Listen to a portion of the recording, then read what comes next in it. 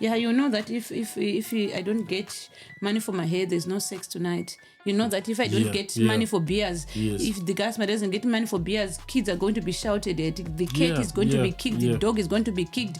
Everyone is going to be kicked. When it comes to men, just because you're earning less doesn't make you any less of a man. Don't become a bully towards your wife just because they are earning more or they are bringing more at that time. Or even if it's a lifetime of them earning more or bringing more, it's okay. It's okay like that. Your wife, respect your husband, honor your husband, and men, appreciate your men. That life happens. It's okay. She's earning more. The money is here. So what can we do about it? Listen to each other's ideas. Don't judge each other based off who is bringing what or who is not bringing what. I learned it from 50 Cent. 50 Cent the rapper. I know you There's like a lesson that I learned from him. And I think men out there, you can actually, get something out of this lesson. He said, I think when he was growing up, he always saw like he stayed with his grandmother and his grandfather. So he always noticed that at the end of each month, his grandfather will always bring the check, the salary check. They used to get paid by check. Then he will bring that check and give it to his grandmother. Then he will stay with nothing. Then after some time, he will ask for some money from his grandmother. Then his grandmother will just give him some money. So he said, like, while he was growing up, he never questioned this. But when he actually eventually grown up, he then went to his uncle. He said, but uncle, I always saw you doing this every time when we were growing up. What is it all about? And you know what his uncle told him is that the moment that I used to bring that check and hand it over to your grandmother, I will just be giving your grandmother all the money that I had. So your grandmother now know exactly all the money that is in the house. So to the effect that anything that she needs, anything that she wants, she has to make sure that it is within that budget of the money that your grandfather has brought. And she won't even stress me out. She won't even bother me to say, baby, can we have something? We need this, because she already knows she has all the money, she has all the figure. It's up to her. So if she decides also to give me some from there, depending with the budget, that will still be fine.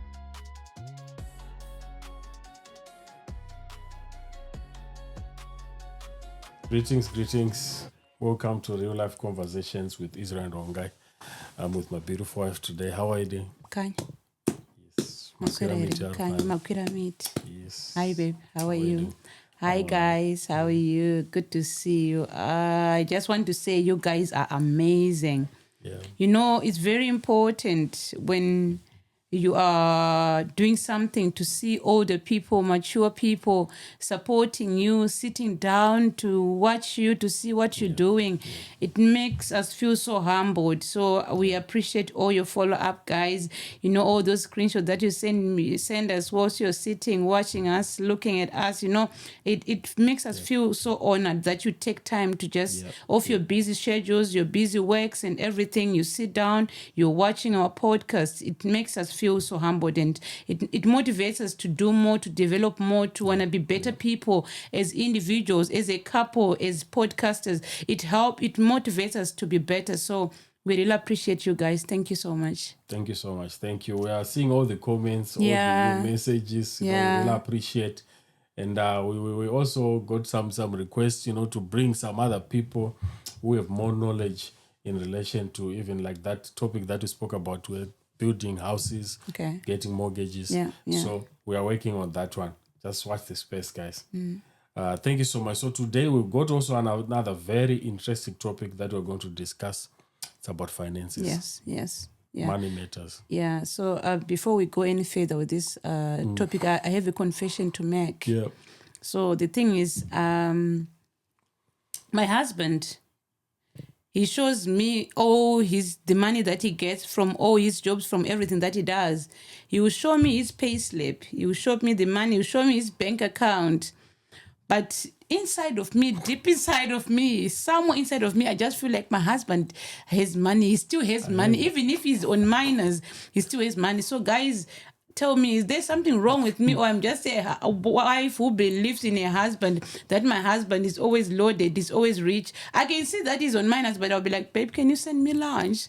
Babe, I need this. You'll be like, I just show you my bank balance. I'm like, I don't know. My heart just tells me that you have money somewhere. Don't worry. Yeah. I always have money. Yeah. For you, just for you. Yeah. Yeah. So we're going to be talking about finances in marriages. this is something that we always wanted to talk about. We had some questions here and there in relation to that, especially now that when we were speaking about building houses, getting properties, doing investments, we're getting some requests to find out, we are not doing our finances Yeah, properly. exactly. Me and my partner, how can we, figure it out? How can we do it better? So what we have done is we've done some research about it. We've used also our own personal experience that we're going to share with you here. We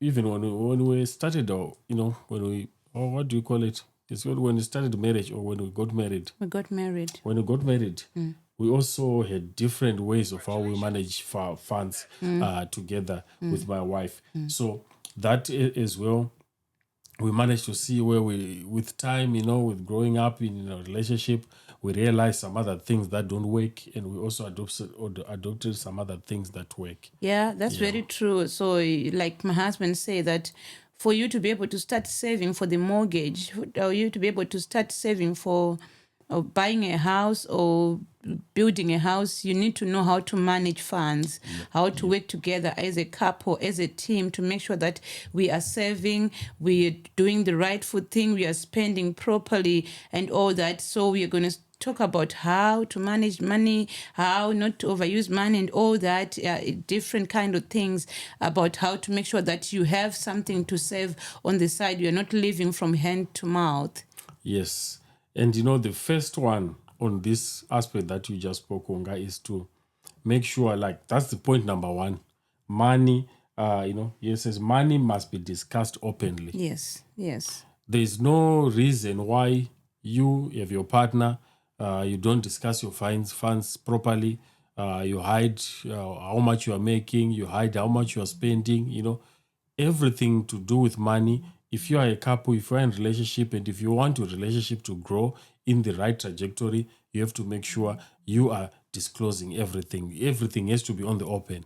Not to say, no, I just did that. You buy something, for example, but you don't want your partner to know how much Yeah, it costs. exactly. Because if you do that, if you don't discuss your finances openly, someone always feel like I'm being cheated, I'm being duped. You give them wrong ideas. Maybe they have a girlfriend, maybe they have a boyfriend. They are giving the money to someone else.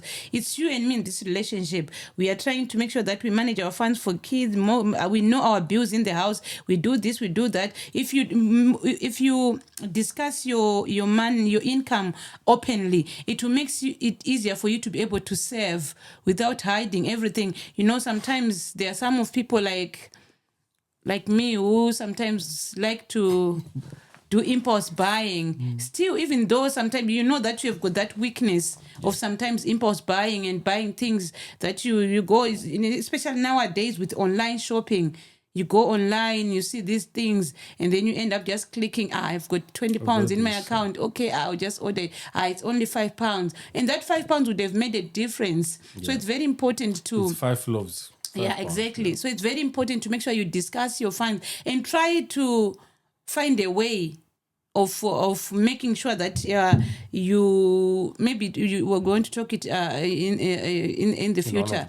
In one of the points, I want to say that at least if you have maybe a joint account, you just tell each other that, okay, you babes, you pay for the rent or you pay for the mortgage, and then each and every month we have to agree that we put a certain amount in the account, and then we agree that each and every month we allocate each other some kind of money, £100 each, for whatever we want to buy.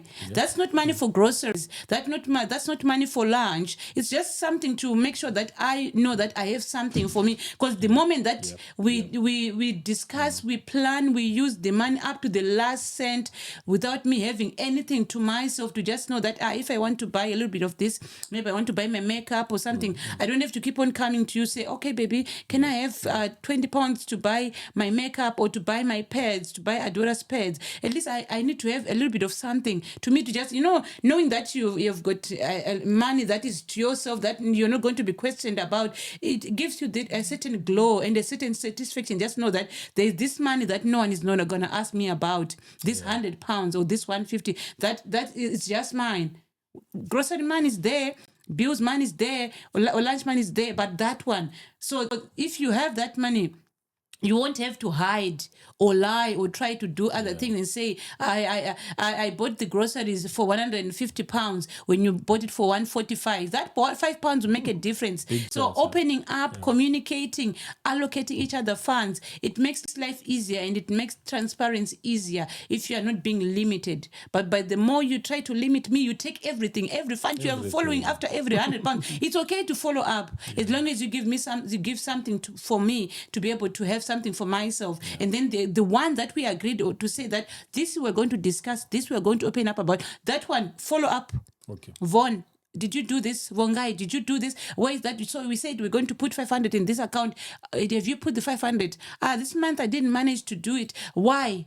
I only got 2,000 or I only got 1.5, so I couldn't do it because of the bills. So we break it down, we communicate, we sit down, we've got books where we write things, whether it's electronically or a hard copy of book, we write things, we sit down, we talk. Yeah, I use the 100 something. What's 100 something? Be open, be transparent. Just tell me 199, 120, 115.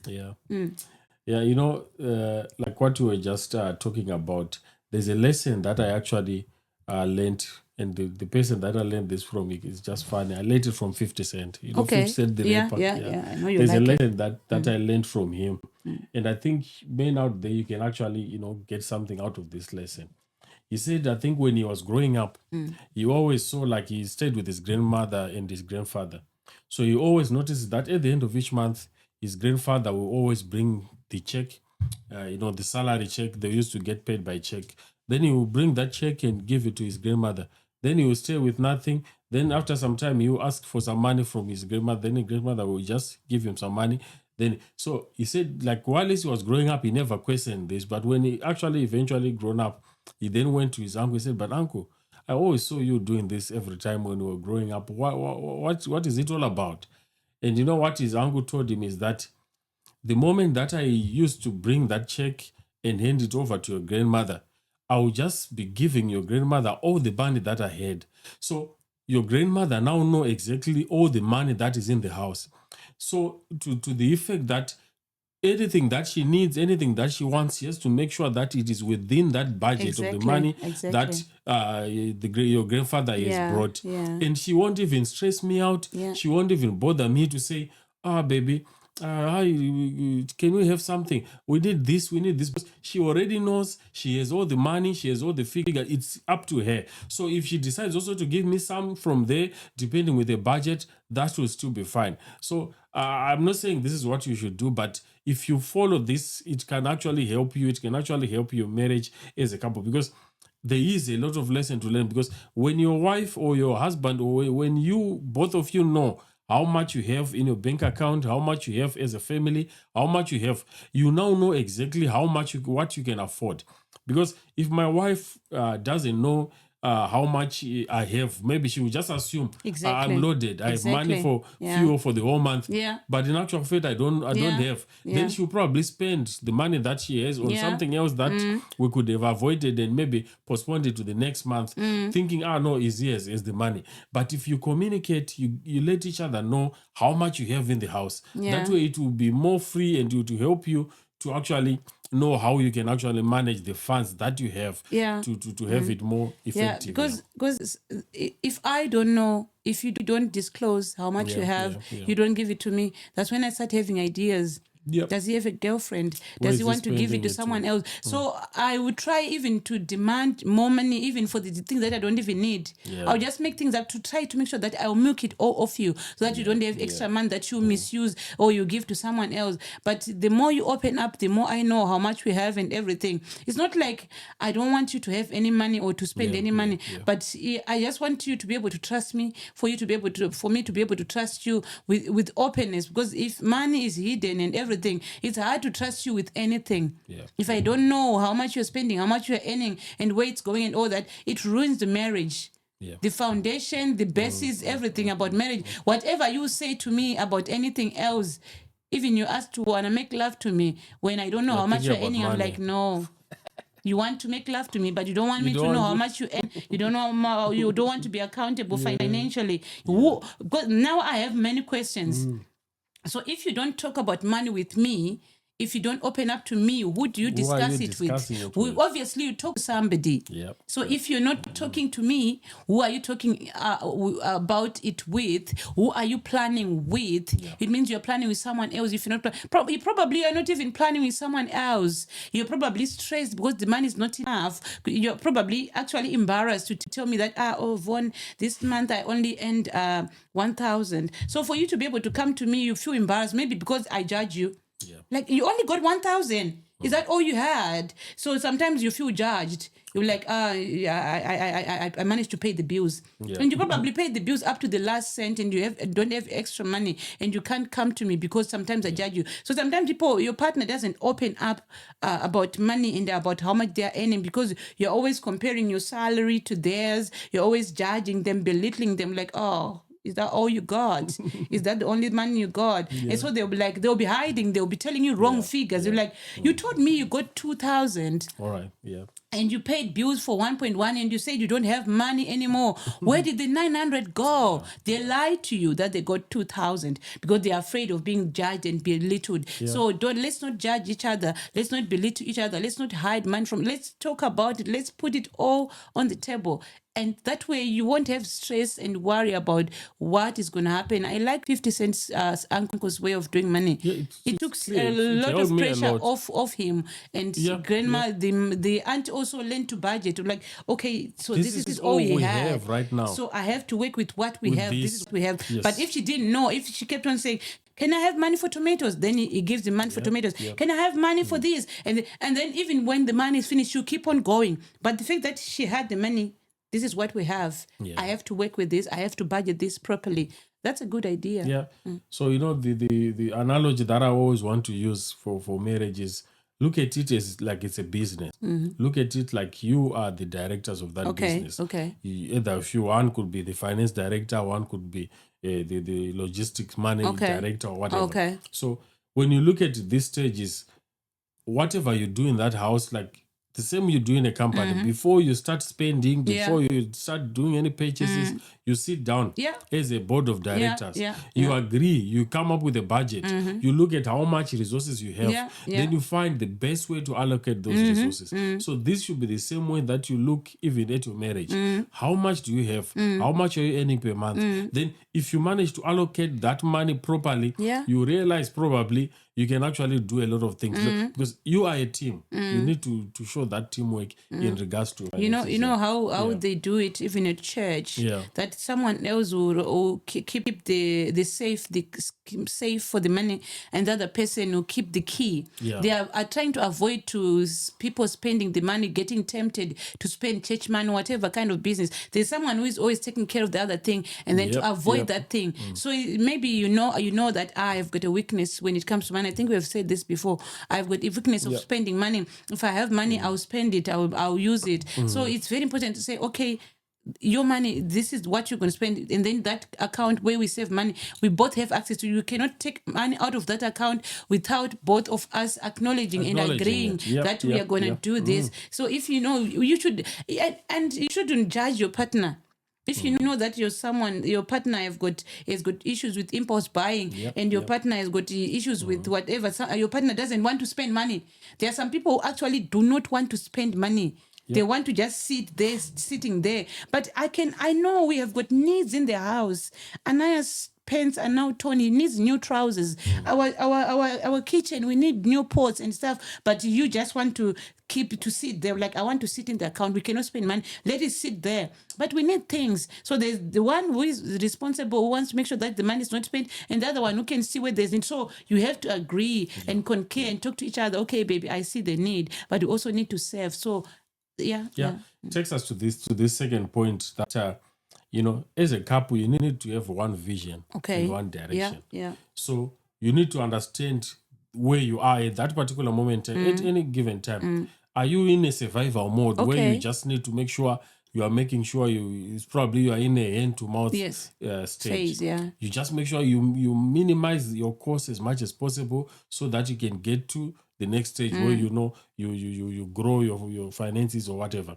You need to know, are you trying maybe to do some investments? Are you trying to create maybe your legacy, or what we were talking about the other day? Are you trying to get a property? Are you trying to get a house? Where do you want to get it? So when you are in this stage, you need to be in one vision, one direction. Sit down as a couple, maybe like now, beginning of the year. Come out with your plan for the next year, 5 years, 10 years.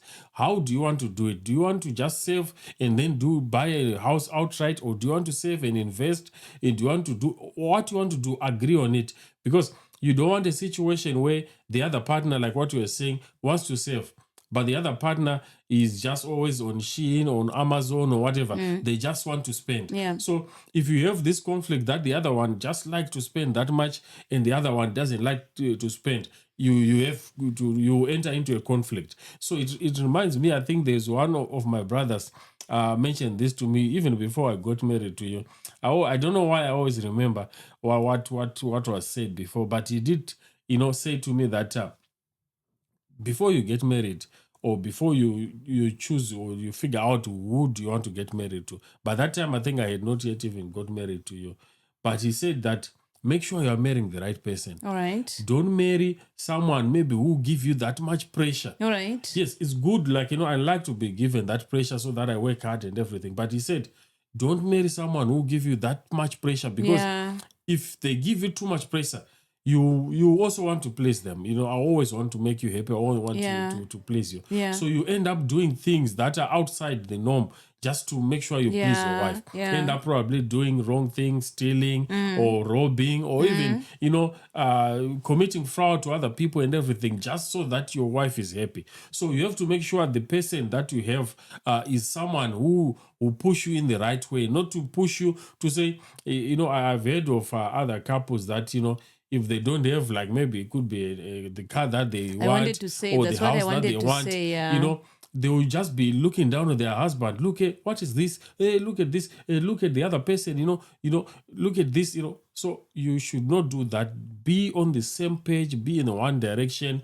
Have the same goals. Agree on what you want to focus on as a couple. Yeah, that's what I wanted to say, that usually people who are that pushy, who push that hard, they're not pushing towards development. Yes. They're pushing towards a flashy life. Flashy life. Trying to outdo the neighbors, trying to outdo the siblings, trying to outdo the sister-in-law, the brother-in-law. She have new shoes. They've bought a new car. They did that. They've got this. Who are you? Live your own life. Do your own life. You cannot be comparing. When they change a car, you want to change a car. When they do this, you want to. They are not even doing towards development. So there are different kind of push. All right. There's a good push. There's another one that is that push that is only someone want to live a flamboyant life, a flashy life, a bougie life. Not that they actually care about proper things and good things. So you have to make sure that even those who are dating out there, your partner, what are they pushing you towards? Are they pushing you towards a flashy life to impress people, to look cool in front of people, or they actually want to develop in a relationship? You can tell that this person, whenever you want to eat, we are going to this fancy hotel, whatever. Sometimes just go get a hot dog. Simple life, simple things. Don't eat in. Go in. I'll cook for you, babe. We go on a date. We go and have a, what do you call it? Or call this a picnic. Make some sandwiches. Go out, but your girlfriend is always asking for flashy life. Going to this expensive hotel. Going to this whatever. You can tell that. Or you can actually have a schedule where you just know, say, once in a month or twice. Exactly. Go out to an expensive So you can place. actually tell. That's good for a couple. It's good for you as well. Yeah.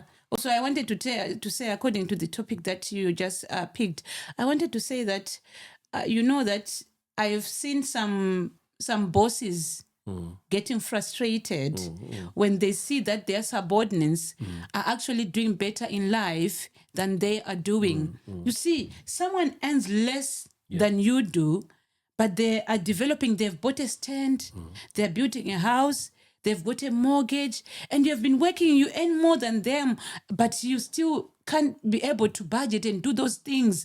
They probably have more kids than you do. You're like, why? What's happening? So that's where we come to what you say, that planning together as a couple, having the same goals, managing your money properly. Because if you don't manage your money properly, it doesn't matter you earn $1 million. You still just use it the wrong way, buy the wrong things and everything. And at the end of the day, you don't have money. Like, but I had $1 million. What happened? And someone who's earning probably $500,000 or earning £2,000, you see they're developing, they're starting a business, they dress properly, they are life better because they know how to manage their funds. They discuss their funds, they talk together. But if you are a couple, you probably actually have a joint account, but it's like she takes 200, I take 100, whatever. You're just doing this at the end of the month. It's like a competition. Oh, you spend this, you took this, I'm going to take that. At the end of the day, you might actually see that you didn't pay for the bills, you didn't pay for the rent, you're not saving anything. People are like, but they earn a lot, they both work, but you don't plan together. You are not organized. You are just after spending and competing and spending and competing with other people. Sit down, plan. What do we want to do? Where are we going? Where are we coming from? And everything and all that. That way, it doesn't matter how little you earn. If you sit down, you plan together, you plan it properly, you'll be able to save, even if it's £5. You don't have to start from saving £500 or whatever. You can start small. £2, £5, save something, start from somewhere. It will make a difference. Because there's no way you, in Shona they said, Mara imbofeka kwana.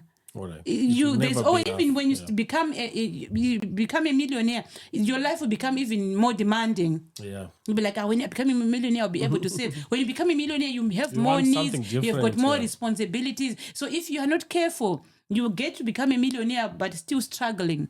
You get back to zero. Back to zero, even you will get $1 million. So it's very important to be organized, to plan together, to sit down. Don't just say, I have sent that. Sit down. Okay, you have earned 500 extra. What are you going to do about it? So you're going to just spend more because you earn. Put it on the side, save it.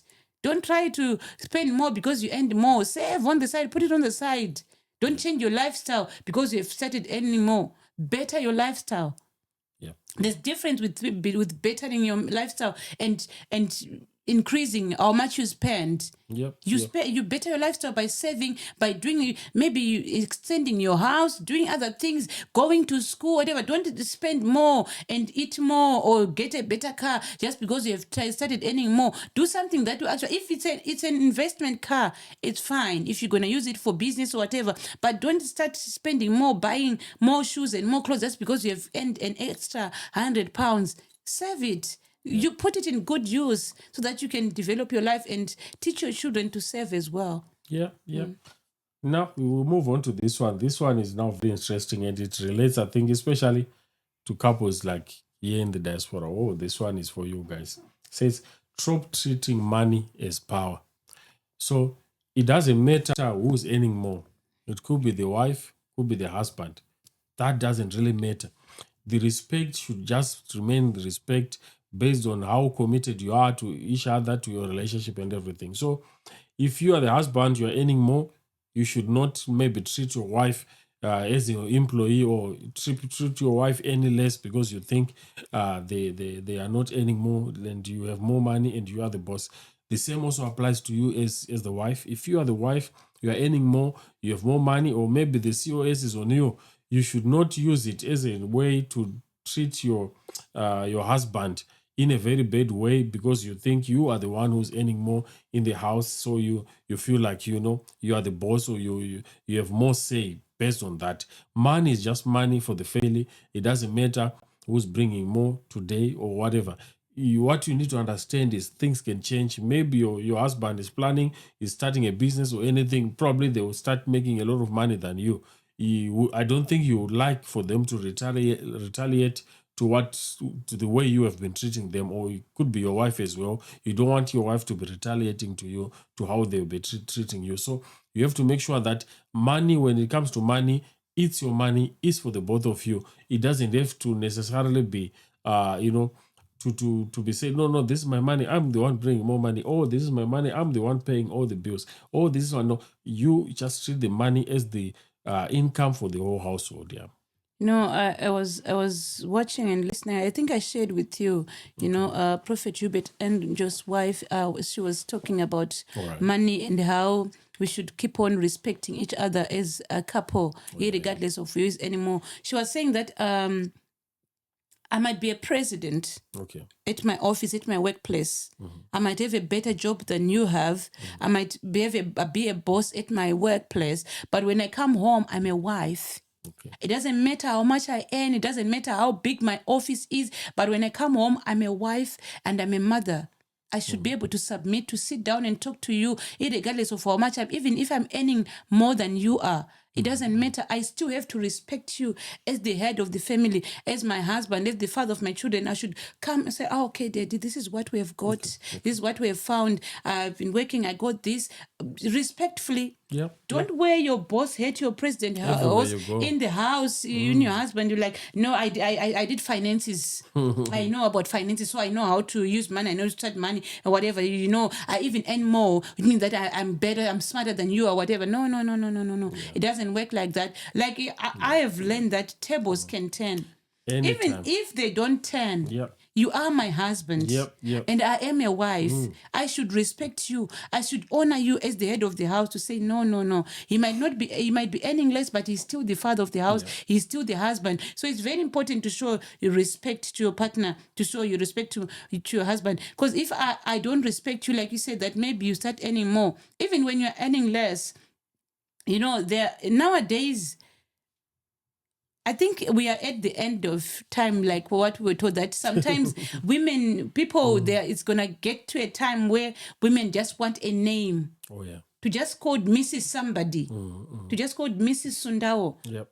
There are women who have got money out there, who are looking for a man like you, who are ready to take care of you, to do everything for you, and to let you even just live and buy stuff. There are women out there. Where?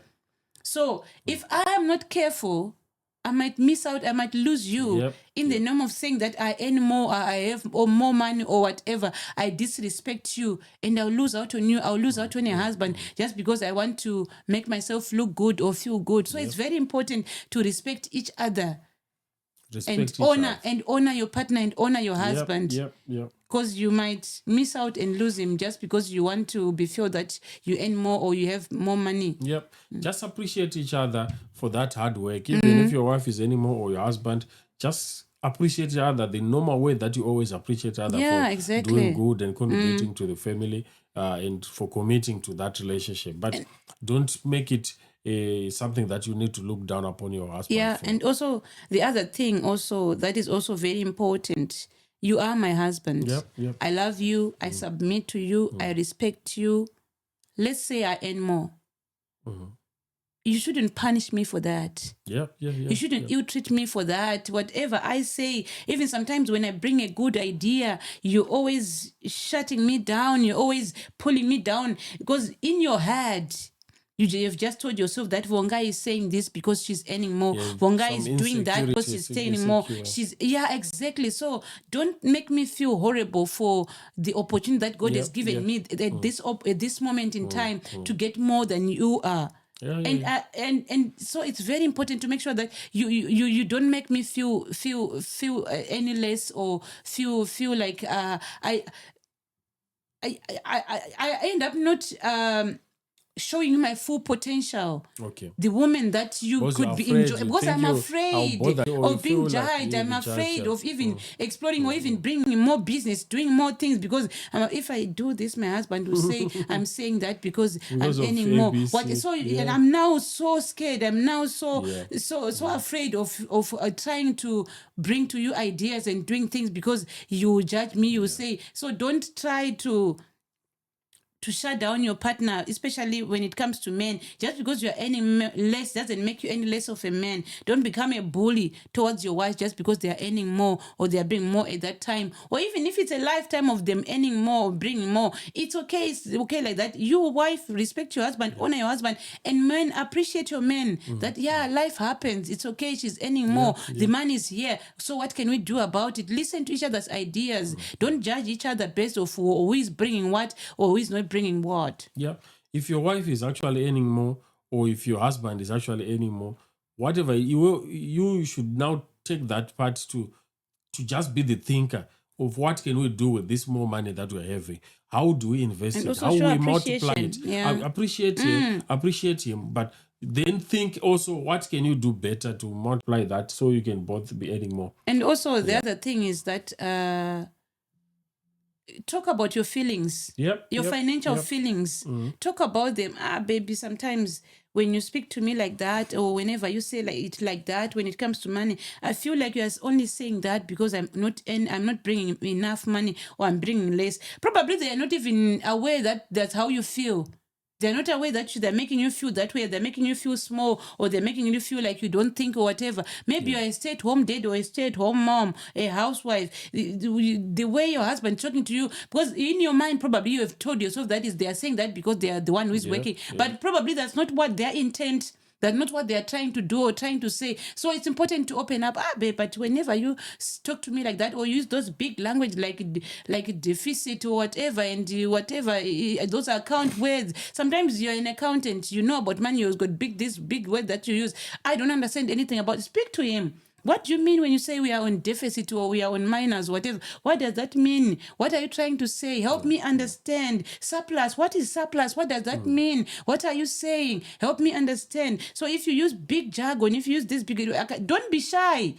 No one was born knowing everything and whatever. He also went to school. He learned about it from school. Someone told him about it. So if you don't understand something about money, be it about stock, maybe your husband is investing in stocks or something, ask him, what are stocks? What do you mean? What is that? What is cryptocurrency? What are you doing? Like, I'm just investing.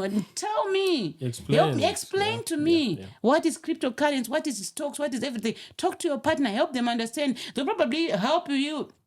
I might not know the financial aspect of it, but if you tell me about it, I might pray about it. I'll get revelation. I might have heard it being spoken about somewhere in the office when I was cleaning. Maybe I'm a cleaner. I heard them talking about stocks. This company is growing. It's making more stocks. People should invest in this company. But I don't know about stocks. Okay.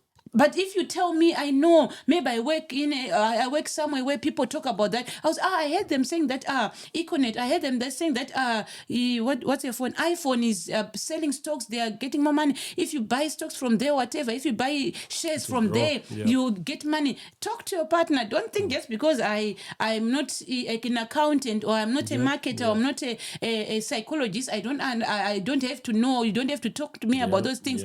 Talk to me. Open up. Teach me. Help me understand that we can do it together. I think I'm talking too much today. No, you're all right. You're all right. Keep up.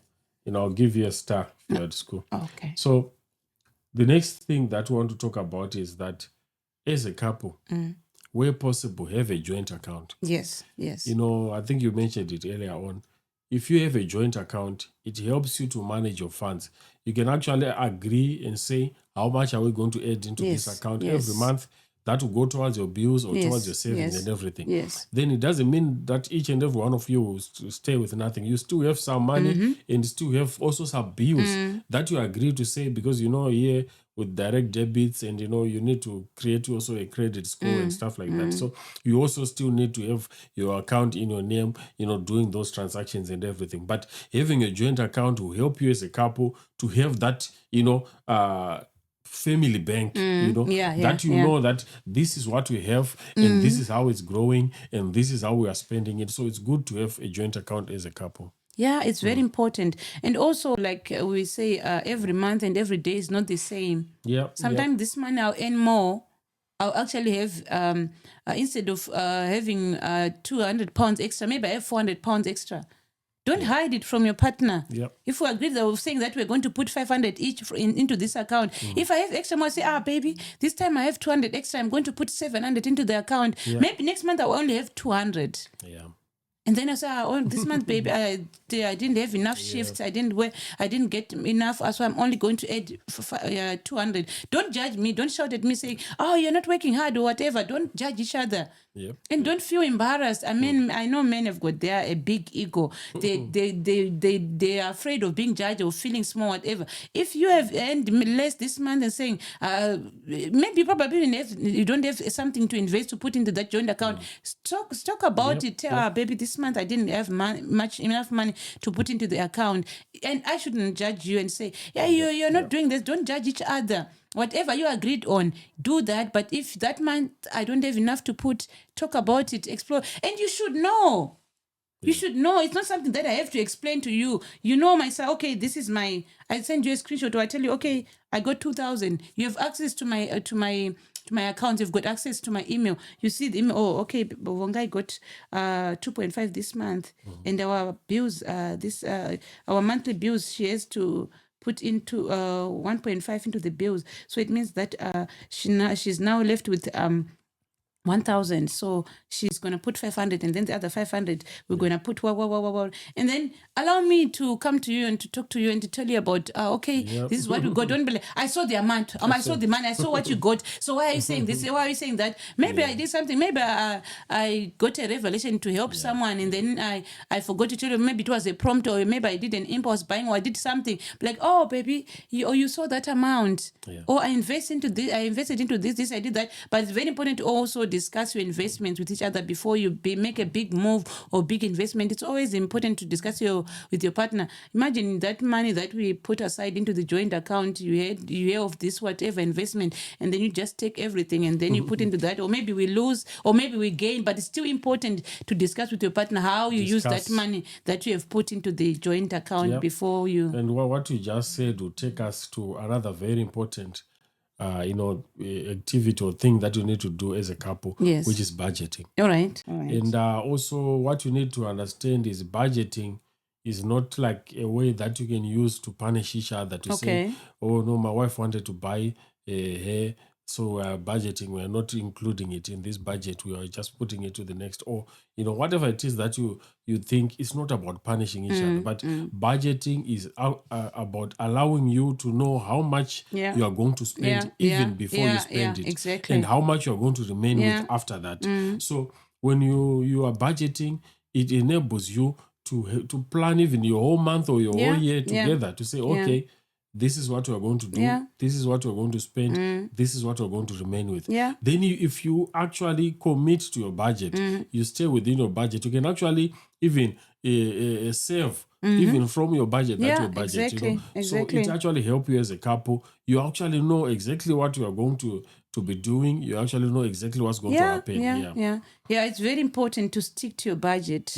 Like I said before, just because you saw that you had an extra 10 pounds and extra money, you're saying, we are going to increase this. But before, the month before, you used the same quantity and everything was okay. Now, just because you saw that you have got extra money, now you want to increase whatever it is that you want to increase because you saw an extra money.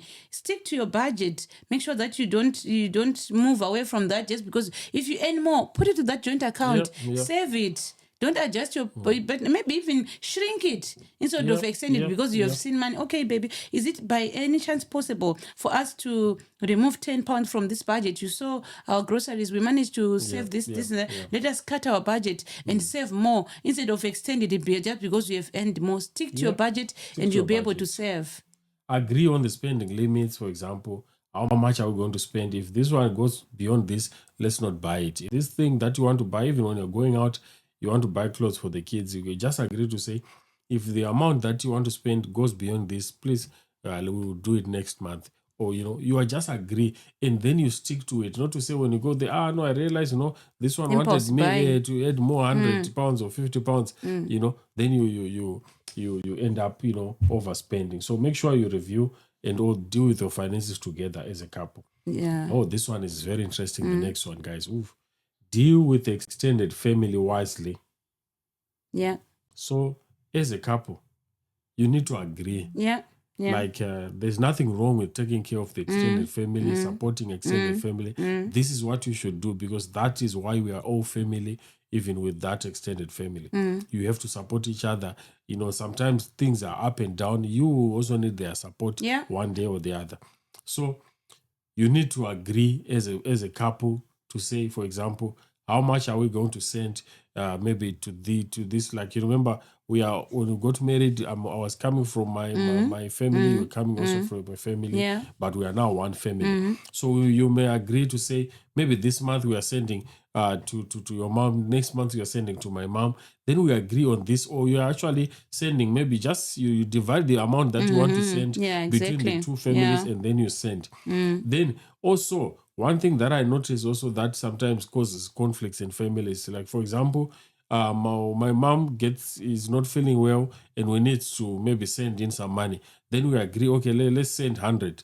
Then you will be saying, no, I also need to send also to my mother as well, just the same time. No, you need to make sure and understand that you are dealing with that specific problem that has happened to Ongai's mom.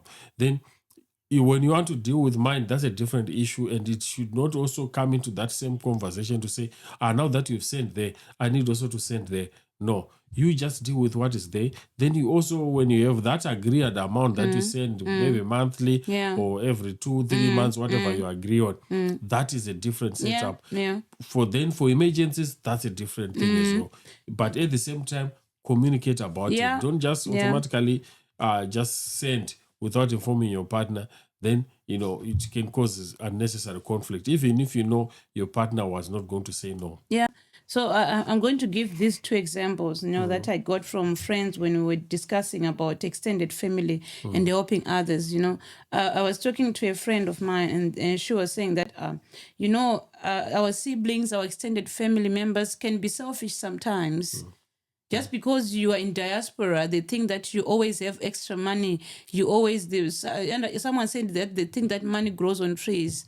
They think that you always have extra because you're in the diaspora, just because you got on a plane and then you came to the UK or you went to Middle East, wherever you are. The fact that you got on a plane, they think that you always have extra money, you always have more money. But they do not understand how hard it is or how much you are earning, all those taxes and everything. Is it not because you're always flaunting on social media? Not even. You're always showing that, I bought this new car. No. Oh, I bought this new thing and everything. Not even without. So you are now flashing. Not even without flaunting. So they were giving an example. They were saying that my sister, she called me. She said she was desperate. She said, I really need money. My kid she has to do these extra lessons for school. They've been slacking.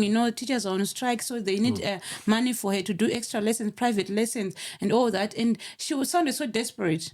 And then they sent the sister or the cousin the money for the child to go to school for extra lessons. And then after a space of maybe 1 week, they saw the cousin on a status. She has got a new hairpiece, kind of expensive one. They've got a new hairpiece. They've got a new dress. I'm like, this is the same person. Wait. This is the same person. When you help me, you don't want me to have a new hairpiece. No, it's not like I don't want to have it. You sounded so desperate, but where did you get the money? You're trying to say that my money is the one that you use for important things, for development for your kids, but your money is for you. I don't even remember the last time that I went to a salon. I'm just talking about a friend. I don't remember the last time that I went to a salon to have my hair done. But she can afford to have her hair done, to get a new dress, whilst she's also saying that I have to help. And then the other person was saying that people ask me for money. They said they were desperate. They have to go to a funeral and whatnot and everything. They said, send us the money right now. We have to go right now and everything. And then they said, I sent the money. I had to ask for time from work to say, I need to go send money to my relatives back at home. They need to go to a funeral right now. So please, can I go? And then she had to leave work to go send money. And then when she went to send the money, some applications that we used to send money, when the money has been collected, it can tell you that so and so that you send money have collected the money.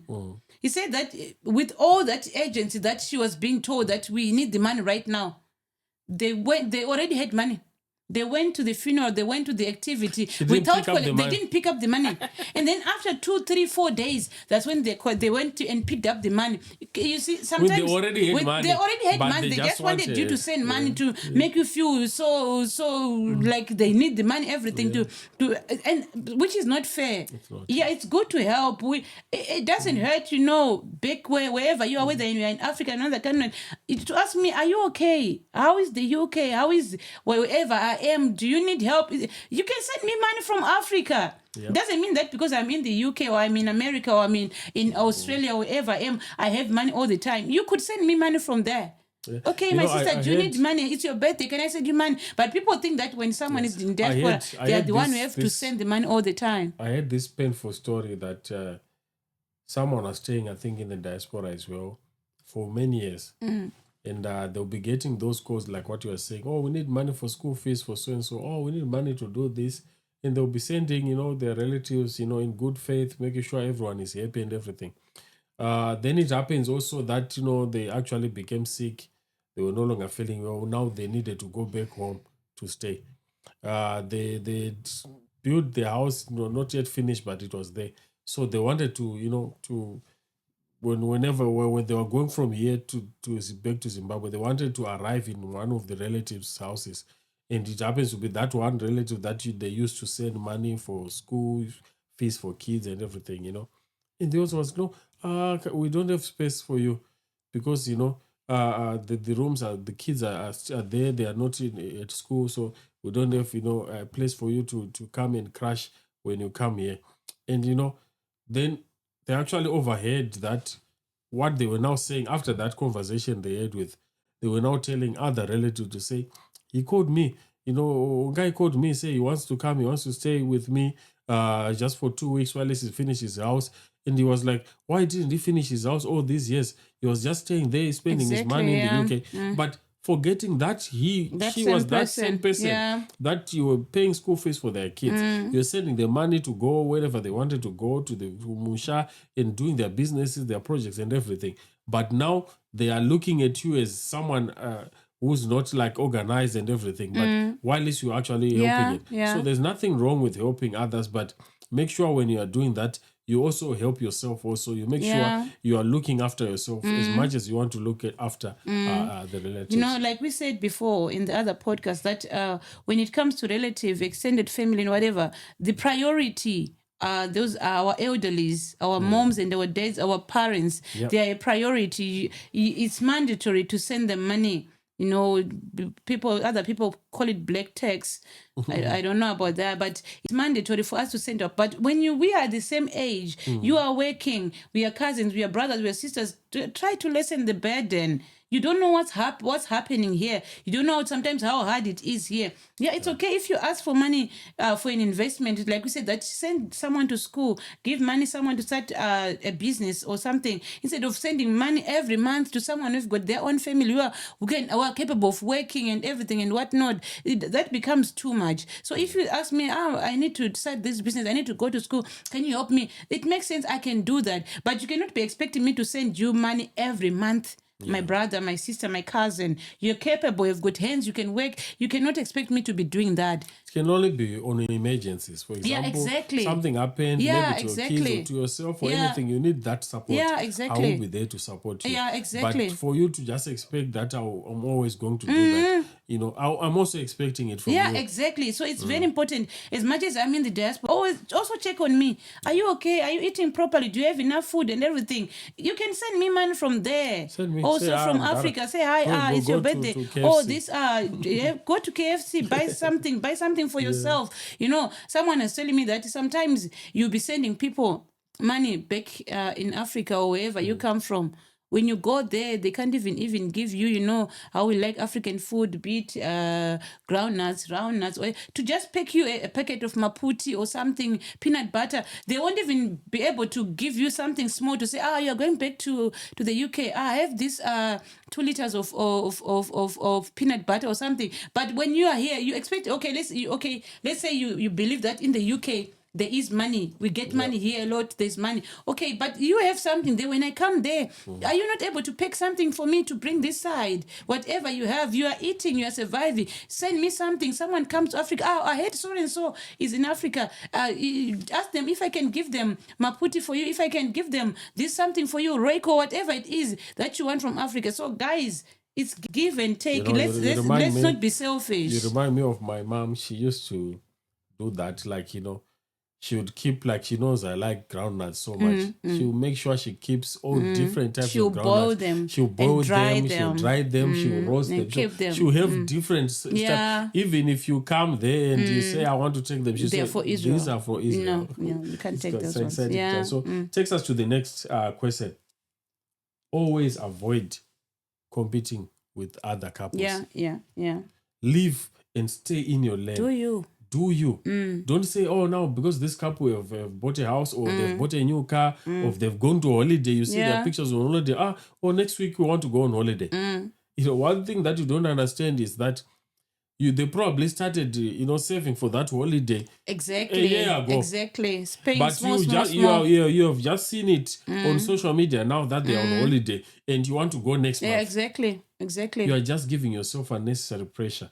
You are just pressurizing yourself. So live in your lane. There's nothing wrong. Like I think we mentioned it the other time.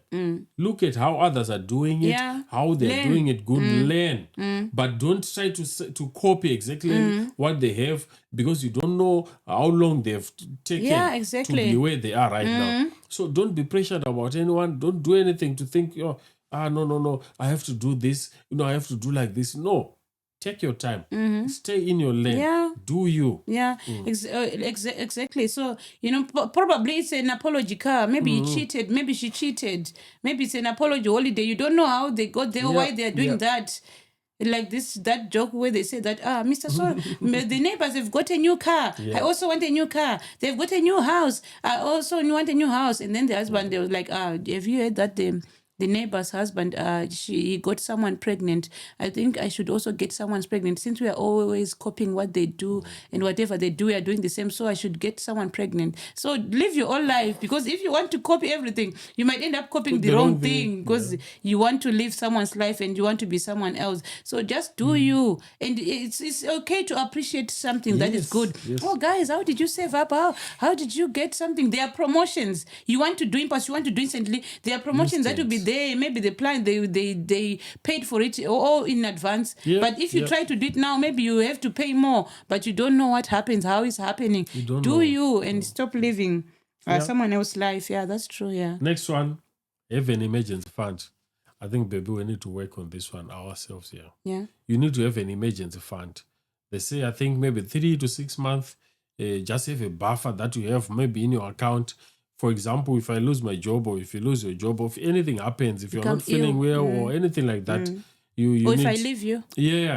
I need to be ready to just move on. He said, just move out of my house. I don't even have rent money for where I'm going. So then I'll end up, just staying with you for the sake of I want to be here. Yeah. So make sure as a couple, you start saving, like that joint account we spoke about. Have a joint account, start saving in that account, have a buffer for a certain amount that is enough to cover your bills, maybe for 2 or 3 months, so that at least if anything happens, if you are delayed or anything like happens, or maybe you lost your job, you are looking for another job, you don't get pressure to end up getting, the jobs that you don't like, or to end up doing things that you don't like. For the sake of that, you need to get the income. Yeah. Have an income that is always there to save you in case something happens. Yeah, so I have a question. In regards to that, we have that joint account. We have that buffer. We have those savings which are on the side.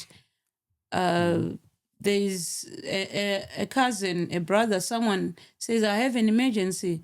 I need £100.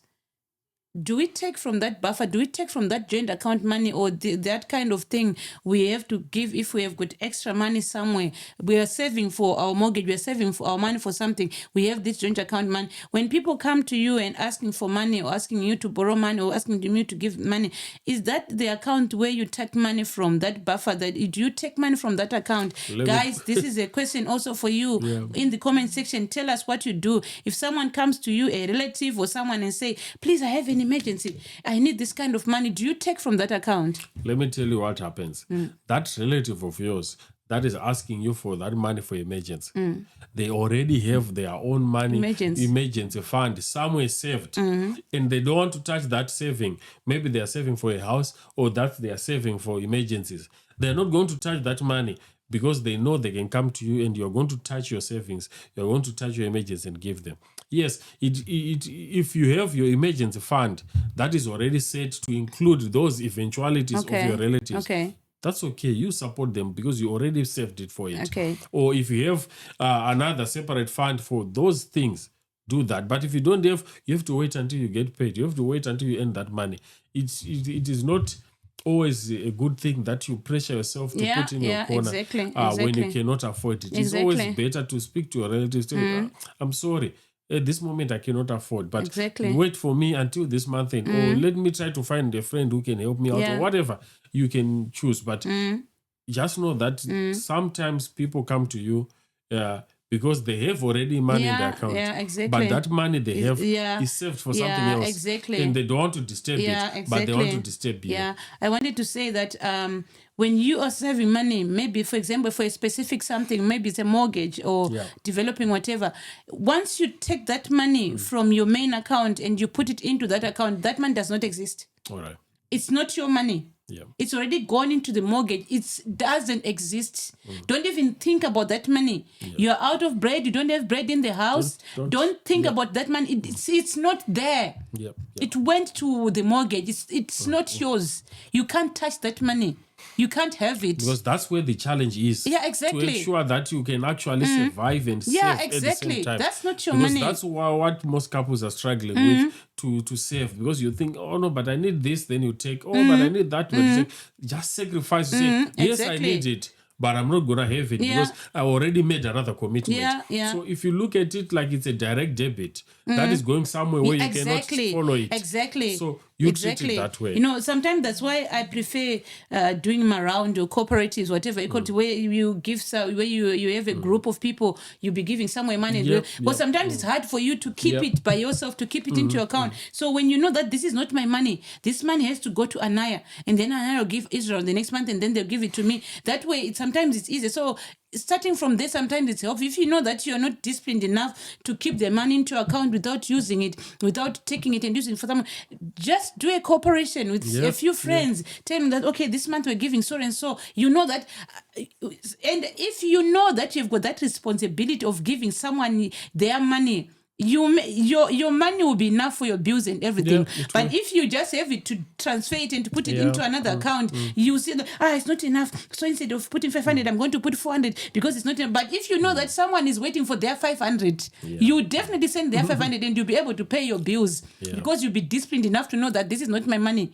The one who is managing that corporation will come to me, will come after my head. You'll be able to save for that. But if it's moving from one account to another, sometimes you'll be like, because of that, so I can't send whatever. But if it's going to someone else, so feel that way. Tell yourself that it's going to someone else. It's not mine. It's not so yours. I have to make sure that I put it in there and I don't touch it. Yep. The next one, I think, Onga, you already touched on it, is that when you're saying... I told you I'm talking too much today. No.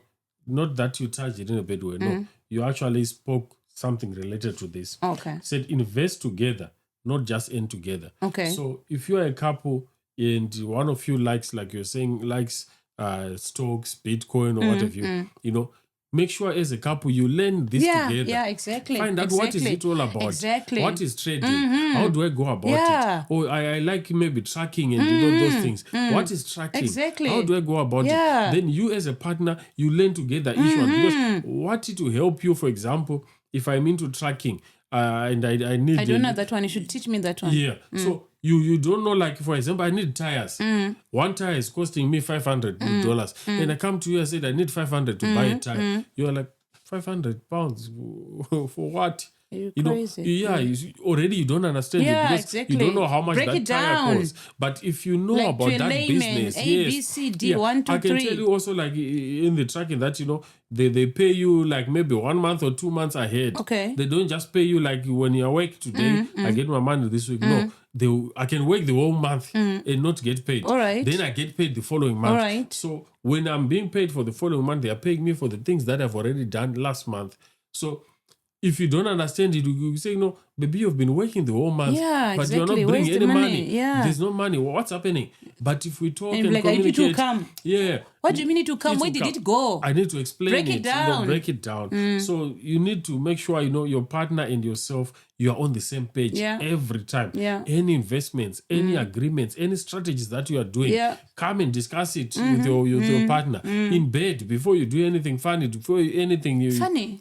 I don't know what to say it. Before you do that, make sure you just communicate. Talk about those important things. Yeah. So the next one is respect different money personalities. Like I think you know that you are good at saving, you're good at money. I like spending so much. I like buying things. Whenever I see things like right now, whenever I think about the podcast, whenever I think I want a camera, I want nice cameras and everything. So if you leave me with money, That's going to be a problem. It's going to be a big problem. Yeah. Because wherever I go there, I see something I need, I'm probably going to buy it. So if you have these personalities amongst yourself, you know who can be a good saver. Yeah. You know who can spend. So you just work on each other to say, baby, you deal with this. Because if I go shopping, if I go for groceries, I'm probably going to spend the whole money because I will make sure everything, the full breakfast is there, the dinners, the I don't know what happens after. Yeah. The puddings and whatnot is there. You know, when someone has got an issue and addiction, Yeah. they are sent to the AA to talk to someone. Yes, They've got someone who helps them. But if you have a problem with shopping, and when you come to me and you tell me about your problem and you tell me how you want to buy a camera, and then I shut you down, I start shouting, you just do it behind my back. Yeah. And spend money that you're not supposed to be spent. So if you know someone, your partner has got an issue with spending, talk to them, sit them down. Okay, babe, I know you want a new camera, but you see our finances, it's so. Right now, we cannot afford to do that. We are not able to do that. Can you wait? So. But if your partner comes and they want to spend and you keep shutting them down and saying, no, why do you want to do that? They'll be like, oh, she doesn't understand me. I'm going to do it anyway. But if you show that you understand them, I understand, baby, we need another camera. I understand it looks better. You need standard things, classic things, quality things. But for now, what if we do this? And then after we do that, we can do that. So if you shut someone who've got an addiction who wants to spend, you shut them down and you shout at them, they will spend behind your back. So sit down, talk to your partner, break it down, help them understand why they cannot do that right now instead of later. Yep. Next one is never weaponize money in arguments.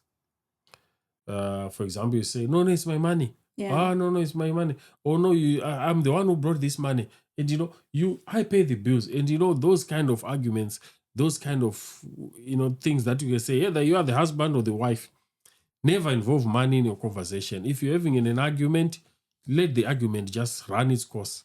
Don't involve what you have done or whatever in those kind of things, especially when related to money. Make sure you don't use it as a weapon against your husband or your wife. Yeah, you know that if I don't get money for my hair, there's no sex tonight. You know that if I don't get money for beers, if the gas man doesn't get money for beers, kids are going to be shouted at. The cat is going to be kicked. The dog is going to be kicked. Everyone is going to be kicked because probably it's not there.